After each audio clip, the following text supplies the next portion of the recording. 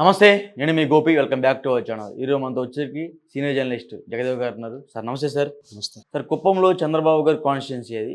So అక్కడ కూడా ఆయన భారీ మెజార్టీతో గెలవడం జరిగింది. మరలా ఇప్పుడు అక్కడ వర్గ పోరైతే మొదలైంది. అంటే టీడీపీని రోడ్డుకి లాగుతున్నారు అన్నట్టు కొన్ని వార్తలు అయితే వస్తున్నాయి. సో దానికి మీరేమంటారు? టీడీపీకి రోడ్డు లాగడం కాదు.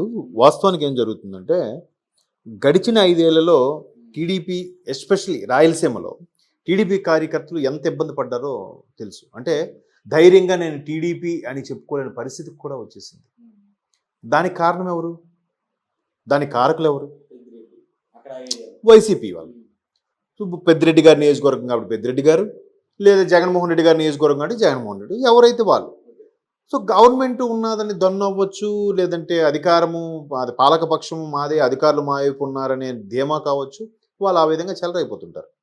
అయితే ఇప్పుడు కుప్పంలో ఉన్న పరిస్థితులు ఏంటంటే, కుప్పం అని కాదు రాష్ట్ర వ్యాప్తంగా ఉన్న పరిస్థితులు ఏంటంటే, గత 5 ఏళ్లలో ఏ వైసీపీ వాళ్ళు అయితే కాలరెగరేసి మమ్మల్ని నానా ఇబ్బంది పెట్టారో, చీటికి మాటికి మా మీద అటాకులు చేశారో, చీటికి మాటికి మమ్మల్ని అరెస్టులు చేశారో, మా ఆడవాళ్ళని ఇబ్బంది పెట్టారో, వాళ్ళని వదిలే ప్రసక్తే లేదు, ఉపేక్షించే పరిస్థితి లేదు అనే తలంపులో ఉన్నారు.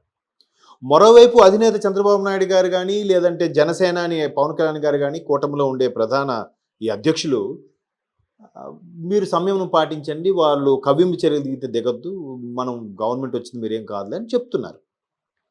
చెప్తుంటే వాళ్ళేం చేస్తున్నారు తెలివిగా, ప్రభుత్వం లేదు కాబట్టి వైసీపీ వైపు ఉంటే మా మీద కేసులు పెట్టి రివర్స్లో టీడీపీ వాళ్ళు మమ్మల్ని అరెస్ట్ చేస్తారనే ఉద్దేశంతో మర్యాదపూర్వకంగా స్థానిక ఎమ్మెల్యేనో లేదా అధికారులను కలుస్తున్నారు. టీడీపీ వాళ్ళనో కలిసి అయ్యా మీ వాళ్ళు మమ్మల్ని దాడి చేయకుండా చూడండి, మేము కావాలి మీకు సపోర్ట్ ఇస్తామని చెప్తున్నారు. సపోర్ట్ ఇస్తూనే మెల్లగా అవసరమైతే టీడీపీలోకి చేరిపోవడానికి, లేదా బయటకు వచ్చి అలా కుదరినప్పుడు మమ్మల్ని పిలిచారు తిరిగి డబ్బులు డిమాండ్ చేస్తున్నారు అని చెప్పి లేనిమోని పబ్లిసిటీ ప్రాపగాండా చేస్తున్నారు వైసీపీ వాళ్ళు. ఇప్పుడు టీడీపీ వాళ్ళకి ఎలా ఉంటుంది? అరే ఎన్ని ఇబ్బందులు పడినా మేము పార్టీ మారకుండా కండువా కప్పుకొని ఉన్నాం కదా, ఇప్పుడు మాకు ప్రాధాన్యత ఇవ్వకుండా ఇప్పుడు వాళ్ళు ఏదో వస్తున్నారు, వాళ్ళ బలం మనకు అవసరం కదా అని చెప్పి వాళ్ళని కండువా కప్పు ఆహ్వానించేస్తే వాళ్ళని ఏం అనలేని పరిస్థితి. ఇది ఎంతవరకు కరెక్టు? దీనికి పెద్దలు అరే ఏం కాదులే అన్ని జరుగుతుంటే రాజకీయాలను కామని సర్దుకుపో అంటున్నారు. కానీ ఉడుకు రక్తం ఊరుకుంటుందా? యువ రక్తం ఊరుకోదు. వాడిని అలా వదిలేయడం వల్ల ఆడు మళ్ళీ చెలరైపోతాడు. ఆడికి భయం లేదు. గత ప్రభుత్వంలో వైసీపీలో ఉన్నాడు, చెలరైపోయాడు. ఇప్పుడు మళ్ళీ టీడీపీ కండువా కప్పుకొని ఇప్పుడు కూడా మళ్ళీ చెలరైపోయాడు. వీళ్ళ మీద ఏమనకపోవచ్చు కానీ మిగతా వాళ్ళ మీద చెలరైపోతున్నాడు.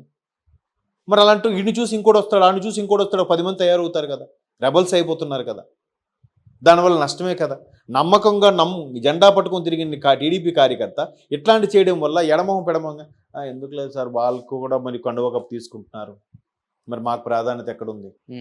ఎవడైనా అంతే కదా. ఇప్పుడు నా ఫ్రెండ్ కూడా మొన్న మిత్రుడు ఒకడు ఊర్లో వాడు ఎంపీటీసీ అయితే ఏదా కంగ్రాచులేషన్స్, మరి మీ కూటమి ప్రభుత్వం వచ్చింది కదా, ఏంటి మరి మన పనులు ఏమవుతాయంటే ఎక్కడవుతారా బాబు, మన దగ్గర లిమిటెడ్గా గెలిస్తే అరే మా నాయకుడు వచ్చాడు మిగతా వాళ్ళకి రాలేదు కాబట్టి మా ద్వారా చెప్పించుకోవడానికి, అందరూ మా కూటమి వాళ్ళే, ఇంక నా పని ఏమవుతుంది? అంతే కదా. లిమిటెడ్గా ఉన్నప్పుడు ఆ క్రేజ్ వేరు ఉంటుంది. 166 మంది కూటమి వాళ్ళే, 164 మంది, మనకి ఎక్కడ పనులు అవుతారా? చాలా ఇబ్బందిగా ఉంది. పైగా వాళ్ళు కూడా మా పార్టీలోకి వచ్చేసి కండువాలు కప్పుకోవడానికి రెడీ అయిపోతున్నారు. మళ్ళీ ముందంతా మా ఎదురు కాళ్ళ దగ్గర తీసిన వాళ్ళు ఇప్పుడు వచ్చి అన్న ఏంటన్నా ఏంటి సంగతి బాగున్నా అన్న అనే ఊరికి వచ్చి కలిసి వెళ్తున్నారు సిగ్గు లేకుండా, మేమేం అనలేని పరిస్థితి. అంటే అలాంటి పరిస్థితి ఇది అంతటికే కారణం ఏంటి? ఇప్పుడు కుప్పం సంబంధించి ఆయన ఎవరు మున్సిపల్ చైర్మన్ ఉన్న డాక్టర్ సుధీర్ గారి వ్యవహారం గతంలో చాలా ఇబ్బందులు పెట్టి చాలా అరాజకాలు చేసి ఆ కుప్పంలో పోటీ చేస్తే భరత్ గారిని అండ చూసుకొని కూడా, చంద్రబాబు నాయుడు గారికి ఎగనెస్ట్గా భరత్ కదా పోటీ చేసి, ఆయన అండ చూసి కూడా చాలా చెలరేగి ఎన్నో లేనిపోని కల్లోవాళ్ళు సృష్టించిన వ్యక్తికి ఎమ్మెల్సీ భరత్ ఈ సుధీర్ అని మున్సిపల్ చైర్మన్ ఈయనకి కూడా మళ్ళీ కండువా కప్పితే మా పరిస్థితి ఏంటి? ఆల్రెడీ వీళ్ళు ఇష్టం లేదని ఇండైరెక్ట్గా చెప్తూ కార్యకర్తలు సుధీర్ హాస్పిటల్ దాడి కూడా చేశారట. బట్ ఆయన అవన్నీ లేకుండా మనం బ్రదర్స్ అయిపోయింది కదా, ఇప్పుడు వాడు ఆ టైం అయిపోయింది, ఇప్పుడు బిల్డప్ పోయి మనం అంతా ఒకటేనబ్బా అని చెప్పి టీడీపీ కండువా కప్పుకునే ప్రయత్నం చేస్తున్నాడు.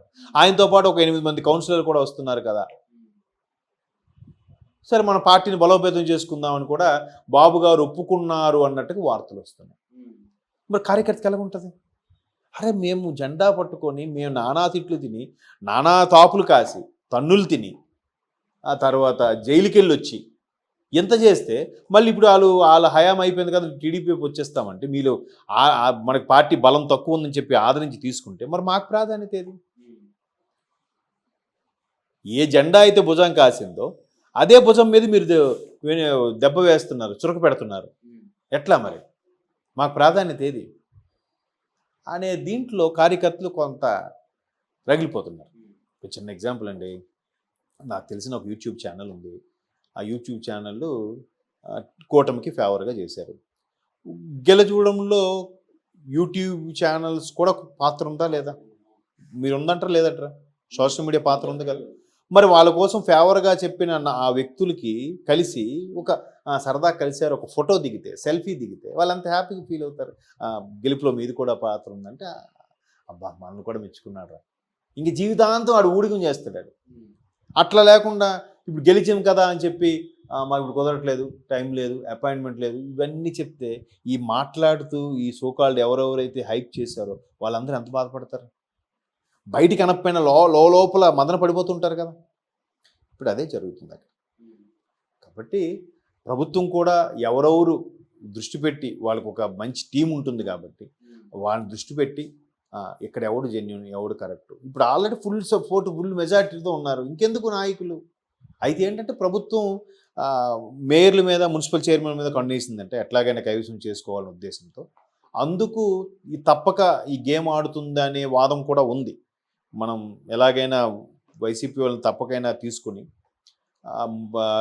రాబోయే మున్సిపల్ ఎలక్షన్లో, కార్పొరేషన్ ఎలక్షన్లో టీడీపీ కూటమి కైవసం చేసుకోవాలని తలంపులో కూడా ఉన్నారు.